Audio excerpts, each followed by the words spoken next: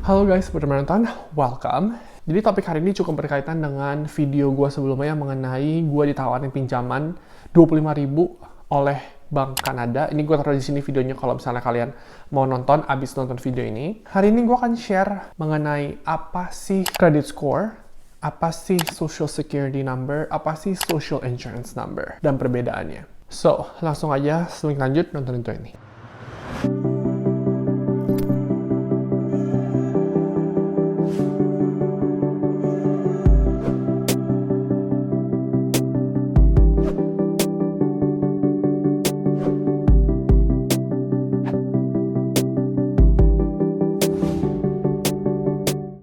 Penting banget untuk kita tahu apa sih itu credit score. Ini tips juga untuk kalian yang mau tinggal di Amerika atau Kanada. Itu penting untuk kita tahu dan bagaimana cara kita untuk bisa dapetin a good credit score. Oke?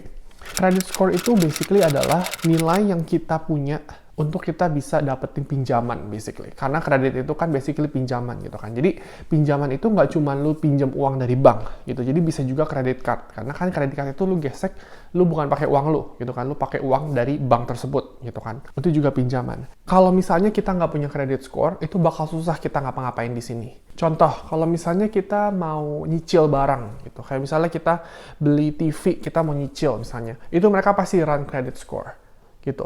Nah, credit score ini itu ada range. Kalau di Amerika itu range itu dari 300 sampai 850. Jadi 850 itu udah benar-benar excellent banget. 300 benar-benar kalian nggak bisa dapetin cicilan atau apapun. Nah, sedangkan kalau di Kanada itu dari 300 sampai 900. Jadi sama aja sebenarnya, cuman beda penilaian aja. Ini FICO score ya. FICO itu adalah institusi yang benar-benar menilai atau memberikan credit score ini. Oke, jadi ini di Amerika ya. Kita mulai dari 300 sampai 579. Itu benar-benar poor credit score. Kalau misalnya kalian skornya segini, berarti kalian kemungkinan nggak bayar credit card kalian secara on time, terus mungkin ada pinjaman-pinjaman atau apa segala macam yang nggak kebayar. Oke, next. Ini dari 580 sampai 669, ini kategorinya fair. Terus next 670 sampai 739, ini good. Dan ini kalian bisa lihat ya, 21% of Americans mereka di good ini. Terus 740 sampai 799 ini very good. Dan ini paling banyak, jadi 25% dari Americans mereka credit score-nya itu di range yang ini, which is very good. Dan yang terakhir 800 sampai 850 ini exceptional atau excellent. Itu paling bagus banget. Oke, jadi itu adalah skor atau penilaian dari credit score ini. Oke, ini sekarang gue kasih lihat kalian yang Kanada punya ya. Mirip-mirip sih, nggak beda jauh. Poor-nya dari 300 sampai 559, fair 560 sampai 659, good di 660 sampai 724, very good 725 sampai 759, dan yang terakhir excellent 760 sampai 900. Jadi range-nya itu sedikit berbeda dari US, tapi sebenarnya sama aja. Oh, yang perlu kalian tahu, credit score di US itu belum tentu bisa dipakai di Kanada. Begitu juga sebaliknya. Credit score itu basically per negara gitu. Cuman ada beberapa pengecualian ya. Dalam arti misalnya institusi tersebut ya, itu misalnya ada di Kanada dan di Amerika, mereka most likely bisa take your American credit score kalian di Amerika, kalau misalnya kalian nggak punya credit score di Kanada gitu kan, atau nggak kalau misalnya kalian baru pindah gitu, mungkin mereka bisa run credit score di US gitu. Tapi dengan catatan bukan berarti kalian nggak perlu build credit score kalian di negara yang kalian tinggal gitu. Jadi kalau misalnya kalian di Amerika, terus kalian punya credit score, terus kalian pindah ke Kanada, mungkin di awal-awal kalian bisa bilang, gue baru pindah dari Amerika, dan tanya apakah bisa di-run American Credit Score, tapi setelah itu kalian tetap harus build Canadian Credit Score. Gue juga ada cerita pengalaman gue ketika gue baru pindah ke Kanada, dan gue nggak punya credit history, gue nggak punya credit score, dan mereka untungnya mau run credit score gue yang di US gitu.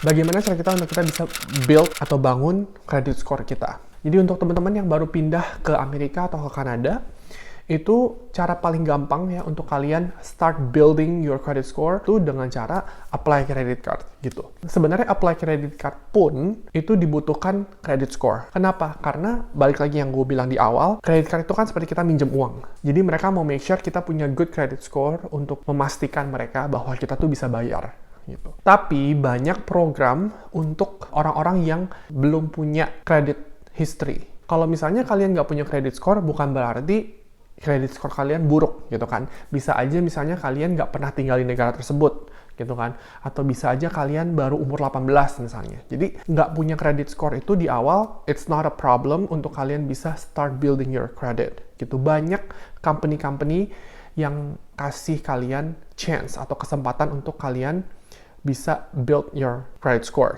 Jadi kalau misalnya kalian mau apply credit card, kalian nggak punya credit score, ada beberapa yang mereka tetap kasih kalian credit card gitu.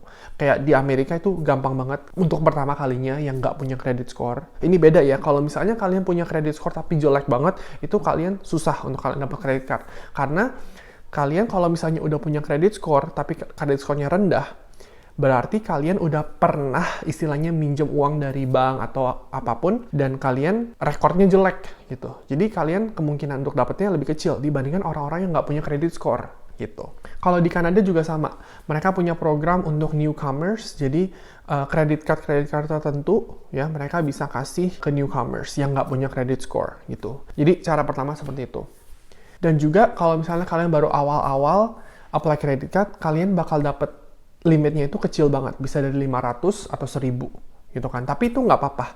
Itu limit itu akan naik terus. Ketika kalian udah punya credit score dan credit score kalian makin lama makin tinggi, kalian pasti bakal bisa dapetin limit yang lebih besar. Halo guys, ini gue lagi ada video di bengkel dan gue mau nambahin aja, perlu dicatat bahwa untuk kalian mau start building your credit score, kalian harus punya social security number dulu atau social insurance number sebelum apply credit card. Nah, apa sih social security number dan gimana sih cara dapetinnya? Tonton terus video ini sampai akhir, oke?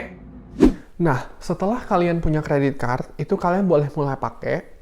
Dan yang penting kalian pakai, terus kalian bayarnya on time, gitu. Jadi, kalian gesek, ada due date-nya, kalian bayar full, ya. Jangan bayarnya dikit-dikit, langsung bayar full. Itu lama-kelamaan, skor kalian akan naik gitu. Mungkin kalian akan start di fair, tapi kalau kalian tetap bayar on time dipakai ya, jangan punya kredit card nggak dipakai. Kalau nggak dipakai juga nggak bakal naik gitu kan. Karena mereka mau lihat cara lu bayar gitu kan, berapa lama lu bayar, itu mereka lihat, itu yang menentukan skor kalian gitu. Jadi dipakai kredit cardnya, terus dibayar on time, itu bakal naik terus. Nah, ketika kalian udah punya udah sampai good, itu kalian bisa apply lagi credit card yang lain, atau misalnya kalian mau naikin limit kalian, itu kalian bakal lebih mudah gitu. Nah, perlu dicatat ya, setiap kali kalian apply credit card, atau setiap kali kalian melakukan sesuatu, kayak misalnya minta pinjaman, atau nyicil gitu kan, dan mereka bilang, gonna do a credit check, atau we're gonna run a credit score, setiap kali mereka run credit score kalian, itu credit score kalian akan turun gitu. Tapi nggak apa-apa, itu normal, turunnya juga nggak banyak, dan kalian bisa naikin lagi dengan kalian tetap bayar terus tiap bulan credit card kalian, itu bakal naik lagi. Nah, seperti yang di video gue dapat pinjaman itu, mereka juga melihat dari credit score gue, melihat dari cara history payment gue, itu makanya mereka berani untuk ngasih pinjaman gitu kan. Nah, dan seperti yang gue juga bilang di video tersebut, ketika gue bisa pinjam uang dan gue bisa bayar secara on time, itu gue akan build credit score gue lebih tinggi lagi, dan di lain waktu mereka akan lebih percaya lagi sama gue gitu. Oke, itu mengenai credit score. Sekarang kita beralih ke social security number. Social security number itu adalah, kalau misalnya di Indo itu seperti kayak NPWP, tapi sebenarnya menurut gue juga nggak sama persis kayak NPWP. Kalau NPWP itu kan nomor pokok wajib pajak gitu, jadi itu lebih berkaitan dengan pajak.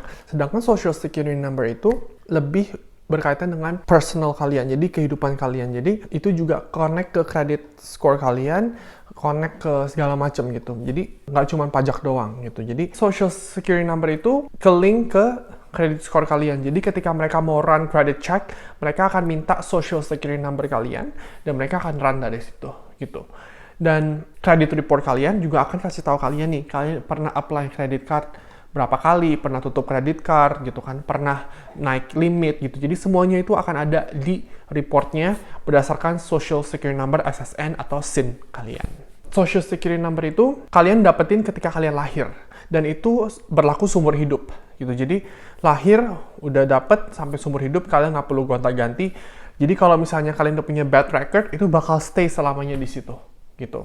Kalau misalnya kalian yang nggak lahir di Amerika, kalian misalnya pindah ke Amerika di umur 20, kalian bisa apply Social Security Number, itu kalian akan mulai dari umur kalian 20 gitu, dan berlaku seumur hidup. gitu.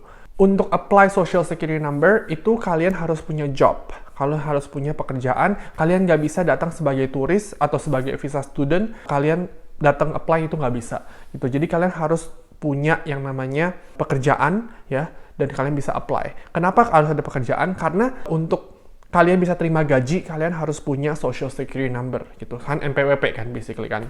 Tapi kalau misalnya kalian the US green card atau kalian the citizen, kalian nggak perlu punya pekerjaan untuk kalian bisa dapat social security number. Kalian bisa langsung apply aja, gitu.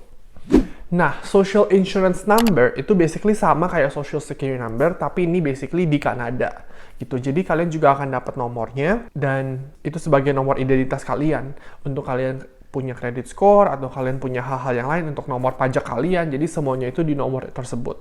Gitu. Nah, kalau misalnya di Kanada nih sedikit berbeda dengan di Amerika ya, itu nomornya. Jadi kalau misalnya kalian itu temporary visa, ya, which is visa student, visa kerja gitu kan, itu kalian depannya nomor 9. Misalnya orang tahu social insurance number kalian, itu depannya 9, itu mereka udah tahu kalian itu temporary visa, apakah visa kerja atau visa student gitu. Ketika nanti kalian dapat PR atau kalian dapat citizen, nanti kalian bakal dapat social insurance number yang baru. Nah, itu yang depannya nggak 9, gitu. Dan kalau misalnya social insurance number kalian itu mulainya dari 9, itu kalian ada expiration-nya. Jadi, ini gue juga baru tahu gitu ketika gue pindah ke Kanada. Karena kalau di Amerika itu, SSN kalian ya, ini social security number, SSN yang gue bilangnya ya. So, SSN kalian itu dapat seumur hidup, nggak ada expiration, mau kalian temporary visa, mau kalian apa, itu satu aja gitu. Jadi ketika kalian dapat green card, ya udah sama gitu. Sedangkan kalau misalnya di Kanada, kalian dapat depannya 9. Terus ketika kalian nanti dapat PR, baru kalian nanti dapat lagi social insurance yang baru, dan yang itu yang nggak expired gitu. Jadi kalau misalnya yang depannya 9 itu expired, kalian harus renew lagi ketika kalian renew work permit kalian atau study permit kalian. Sedangkan kalau yang permanent itu nggak perlu di renew gitu. Nah, pertanyaannya kalau misalnya kalian punya 2 social insurance number, itu gimana? Masa kalian harus mulai dari 0 lagi? Enggak. Jadi kalau misalnya di Kanada itu, kalian misalnya social insurance number-nya, atau SIN ya, kita bilangnya ya. SIN kalian depannya 9 bla bla bla bla, terus nanti kalian dapat yang baru, misalnya depannya 1 gitu kan, nanti kalian bisa telepon untuk digabungin, di merge gitu. Jadi data yang dari lama bisa dimasukin ke yang baru. Jadi kalian nggak perlu build credit history kalian lagi. Gitu. Nah, SSN atau SIN ini diperlukan untuk kalian bekerja seperti tadi gue bilang. Jadi makanya kenapa kalau misalnya orang mau lamar kerja itu pasti orang tanya gitu kan, oke, ada SSN nggak? Gitu kan. Karena SSN itu yang diharuskan ya untuk kalian bekerja gitu. Kecuali kalian kerjanya under the table gitu kan, alias gelap. Itu mungkin mereka nggak perlu SSN gitu. Nah, ketika gue apply SSN pertama kali itu, gue dapet kan nomornya kan. Nah, itu tapi di situ ditulis valid for work only with DHS atau Department of Homeland Security authorization. Jadi, just because lu dapet Social Security bukan berarti lu bisa kerja seenaknya gitu. Tetap lu harus punya namanya visanya atau green card untuk mendukung kalian, untuk kalian bisa kerja gitu. Jadi tipe SSN yang gue punya, karena pada saat itu gue student, itu gue dapet yang tulisannya valid for work only with authorization gitu. Oke, pertanyaan berikutnya. Kalau misalnya kalian udah punya credit score, terus credit score kalian anjlok, bagaimana cara kalian untuk memperbaiki credit score kalian? Cara yang paling mudah sebenarnya adalah kalian apply credit card yang khusus untuk repair your credit score atau memperbaiki credit score kalian. Jadi contohnya Capital One. Capital One itu mereka punya credit card yang khusus untuk memperbaiki credit score kalian. Jadi requirement-nya sangat rendah, mungkin limitnya juga sangat rendah gitu. Nah, ketika kalian udah dapet itu, kalian pakai tetap bayar on time sekitar 3 bulan sampai 6 bulan, mungkin credit score kalian akan naik. Itu bagaimana cara kalian untuk memperbaiki kalian. Dan juga kalau misalnya kalian punya outstanding debt alias utang-utang nih yang masih ada, kalau bisa dibayar-bayarin dulu gitu. Apalagi kalau misalnya utang-utang kalian itu dari bank, itu pasti kan ke-connect gitu kan sama SSN kalian gitu kan. Jadi make sure itu kebayar. Kalau nggak, credit score kalian bakal jelek terus gitu. Terus ada juga yang namanya secured credit card. Jadi credit card itu ada 2 tipe. Yang satu secured, yang satu yang regular gitu kan. Kalau yang regular itu yang butuh namanya credit score gitu kan. Kalau secured credit card itu bisa untuk orang-orang yang nggak punya credit score, kayak misalnya pendatang baru, atau juga yang credit score-nya jelek banget gitu. Nah, secure credit card itu basically lu taruh uang sesuai dengan limit lu dan lu pakai credit card dan lu harus bayar itu gitu. Jadi misalnya limitnya 1.000 ya. Jadi $1.000 itu lu harus kasih ke banknya untuk lu secure utangnya ini sebagai jaminan. Jadi ketika lu pakai ya kan, kalau misalnya lu nggak bayar, itu dari 1.000 lu yang lu udah kasih ke bank itu akan ditarik gitu. Jadi lu harus kasih jaminan sesuai dengan limit lu. Terus lu pakai tetap harus bayar, pakai bayar gitu. 1.000-nya akan tetap stay di bank, just in case kalau misalnya kalian nggak bisa bayar, atau kalian nggak bayar, atau kalian kabur, atau apa. Itu namanya secured credit card. Oke guys, ini udah beberapa hari setelah gue bikin video tersebut, dan ini pas banget gue lagi edit, dan gue melihat berita ya ini di Indonesia bahwa Nick resmi terdaftar menjadi NPWP. Nah, ini yang gue maksud dengan Social Security Number. Social Security Number itu terintegrasi ya, semua mau nomor pajak, mau credit card, semua terintegrasi.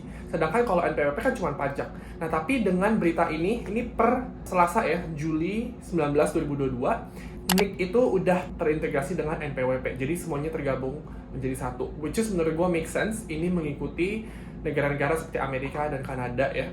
Karena menurut gue, kita manusia itu kan satu ya, kita mempunyai satu identitas gitu kan. Jadi kita nggak perlu punya nomor banyak-banyak gitu. Jadi cukup satu nomor untuk bisa jadi NIK kita, ya kan, nomor induk kependudukan dan juga sebagai nomor pajak kita gitu. Oke guys, itu aja video hari ini. Semoga bermanfaat. Gua ngejelasinnya cukup loncat sana loncat sini, but I hope it's useful. Komen di bawah kalau misalnya kalian ada pertanyaan atau kalian mau nambahin ada sesuatu hal yang gua lupa nyampein ya. Thank you for watching. I'll see you next time. Bye guys.